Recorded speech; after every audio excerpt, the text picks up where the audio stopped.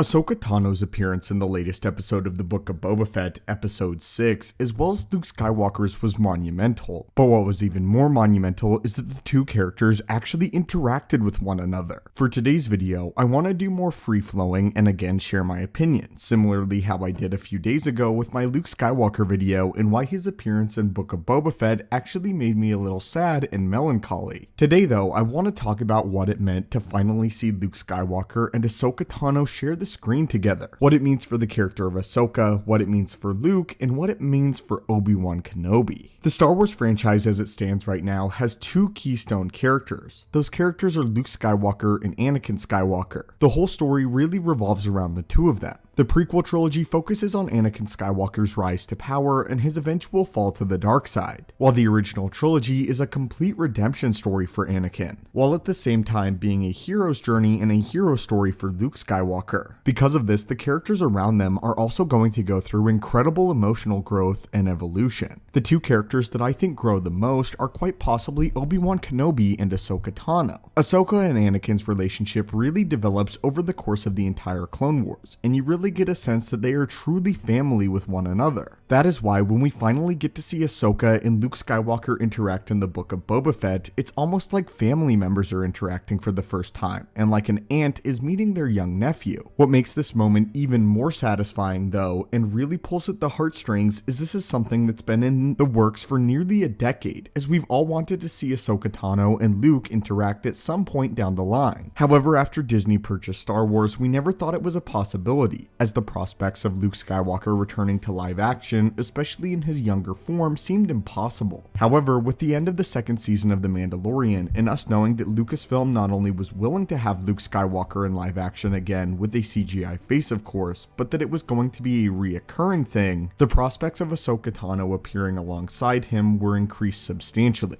The reason this is so important is because Ahsoka Tano and Anakin's relationship defines Ahsoka as a character. Over the course of Star Wars The Clone Wars, Ahsoka Tano is a character that consistently makes the right decision in spite of her master and his wrong decisions. Ahsoka Tano is essentially what would happen if Anakin Skywalker was a more valiant Jedi. Not to mention, Ahsoka is basically the most valiant of all the Jedi, despite swearing off the Order entirely in Season 5 of Star Wars The Clone Wars. Dave Filoni, the creator of Ahsoka, has gone on record several times to say that Ahsoka is really the shining example of what a Force wielder should strive to be. She's not bogged down by the religion and dogma of the Jedi Order like characters like Mace Windu and Yoda, and even to some extent Obi-Wan Kenobi. Rather, she uses the Force to the fullest extent to serve those around her, and her decision to leave the Jedi Order in Season 5 is one of the most compelling and mature decisions that we've ever seen in the Star Wars universe, which is strikingly contrasted to the individual that's supposed to be her master, Anakin Skywalker, who is a character that is rife with immaturity and constantly seems to make the wrong decisions when it comes down to it.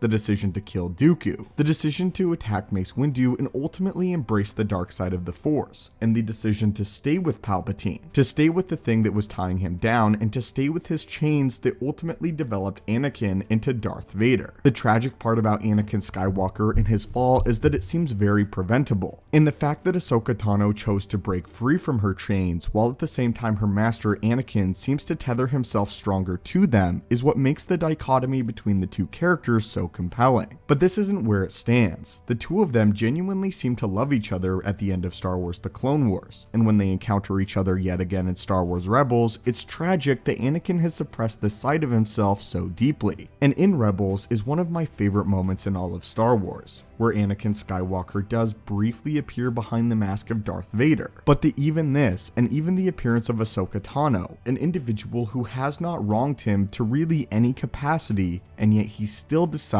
to attempt to kill her, because Anakin Skywalker's chains at the end of the day are all he has left. He's lost his wife, he's lost all of his friends, and he's lost a lot of his ability to touch the Force. At the end of the day, Skywalker's chains is better for him than having nothing at all. Until, of course, Luke Skywalker shows up. But let's briefly delve into Ahsoka Tano and her shortcomings, or rather as I would say, her perceived shortcomings. As in Ahsoka's mind, it is her fault in part that Anakin Skywalker eventually embraces the dark side. She believes that if she had simply stayed with the Jedi Order and stayed by the side of Anakin, that she could have been the catalyst that would ultimately keep him steadfast in the light. And if Anakin Skywalker's friends had not abandoned him so quickly, as Anakin perceives Obi-Wan, as well as somewhat Ahsoka betraying him, that this is the major reason why he ultimately decides to fully embrace the path of the Sith. In my own personal opinion, this is going way out of line, and I think Ahsoka Tano had every right to ultimately leave the Jedi Order. Nonetheless though, it's the fact that Ahsoka ultimately does decide to leave Anakin and the Jedi Order that she believes that she is partially responsible for Anakin's fall. But this is why Ahsoka interacting with Luke is so substantial and is so important. Obi-Wan Kenobi and Ahsoka Tano both believe that they completely failed Anakin Skywalker, and that it is in large part their fault that he ultimately embraced the dark side. If they had simply supported him better, they believed that he could have gone down a better path, and that the galaxy as a whole would not have suffered as deeply.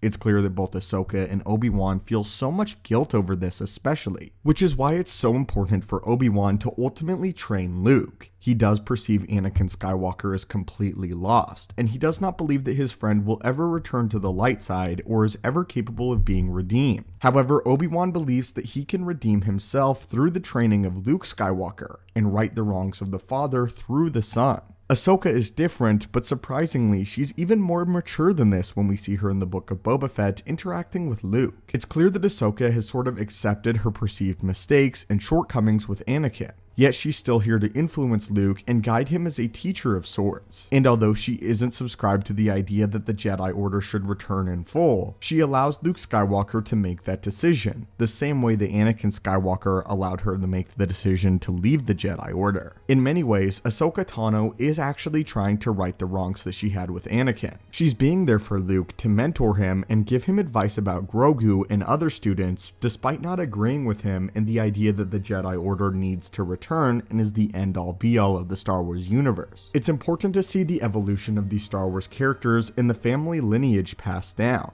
Anakin Skywalker was the master to Ahsoka, and now in many ways, Ahsoka is a master from afar to Luke Skywalker. She's a much more established Force wielder. And she's also accepted the mistakes of her past, the fact that she left Anakin Skywalker behind, and that this may have been a major reason why he ultimately embraced the dark. And yet she believes she's standing here with a more confident and more developed Skywalker, someone who she wants to interact with, but realizes that her presence should be short. Not to mention the significance for the character of Anakin overall, as if you notice, Ahsoka Tano and Luke Skywalker are the only two characters who ever seem to attempt to redeem Vader, which is why they stand as the pinnacles of Force wielders in the Star Wars galaxy. Not only because they're exceptionally powerful in their gifts to use the Force, but also because these are two characters that never lose hope. They never lost hope for Vader. Ahsoka even tells Vader in Star Wars Rebels that she will not leave him again, even if it means that Vader will ultimately kill her. And Luke Skywalker, despite the prompts from both of his Jedi masters, Yoda and Obi-Wan, decides that he will in fact attempt to sway Vader back to the light side, and was ultimately correct. In many ways, Ahsoka and Luke Skywalker represent the pinnacles of the Force and what a Jedi should strive to be, never losing hope, never giving up, just as Luke tells Grogu. And to see the two characters that debatably loved Anakin more than anything and did not give up on him on the screen together is so satisfying as a Star Wars fan.